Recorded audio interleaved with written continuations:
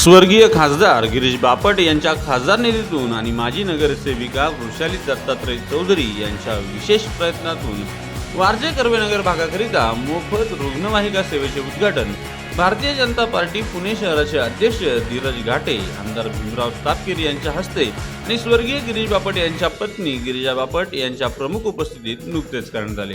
यावेळी सर्वच मान्यवरांनी महत्त्वपूर्ण वक्तव्य केले। पाहूयात यावेळी कोण काय म्हणाले। या व्हिडिओचे सहप्रायोजक आहेत साई समर्थ डेव्हलपर्स, खात्रीशीर बांधकाम, विश्वसनीय व्यवहार।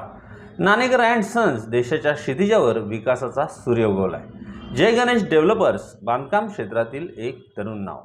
अंजनी लॉन्स मंगल कार्यालय, कोंडवे धावडे, पुणे।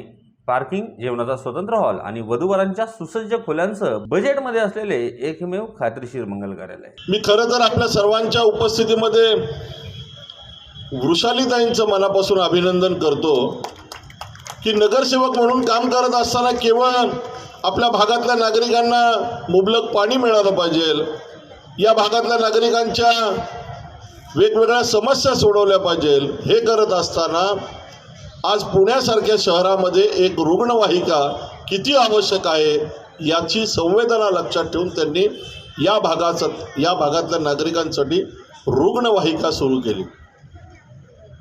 आणि आपण सामाजिक क्षेत्रात काम करतो, आपण राजकीय क्षेत्रामध्ये काम करतो। हे काम करत असताना आपण ज्या भागामध्ये ज्या नागरिकांसाठी काम करतो त्या नागरिकांना लागणाऱ्या सर्व सोयीसुविधा पुरवणं, सर्व सोयीसुविधा देणं, हे मला असं वाटतं की भारतीय जनता पार्टीच्या लोकप्रतिनिधींचं प्राधान्याने करायचं काम आहे। त्यामुळे ही रुग्णवाहिका ही या भागातल्या नागरिकांसाठी जेव्हा केव्हा रात्री अपरात्री कोणाला आवश्यकता वाटेल तेव्हा निश्चित त्यांना संपर्क करतील। या रुग्णवाहिकेचा या भागातल्या नागरिकांना उपयोग होईल। रुग्णवाहिका सुरू करणं हे खूप सोपं आहे, पण रुग्णवाहिका सातत्याने चालवणं, ती टिकवणं हे खूप कठीण आहे। पण मला खात्री आहे की वृषालीताई, दत्ताभाऊ हे काम निश्चित समर्थपणे पेलवतील।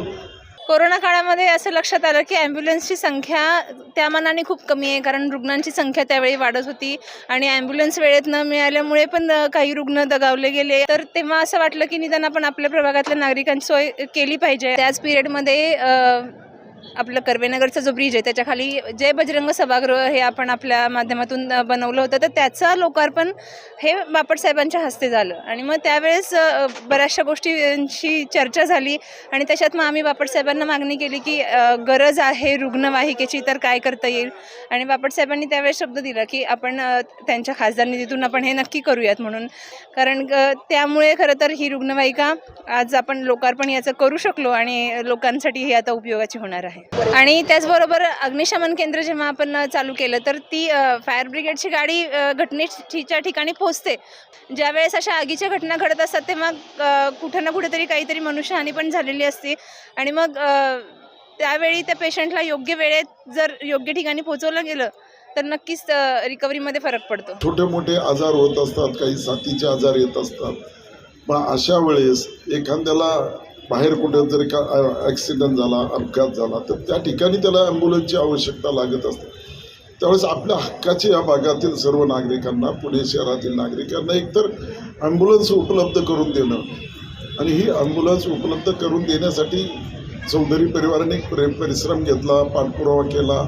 कारण कोणतीही बाब खासदार फंडाने एकदा पत्र दिलं तर ते काही ताबडतोब होतच नाही, पण जर तुम्ही पाठपुरावा केला नाही तर ते कामच होणार नाही।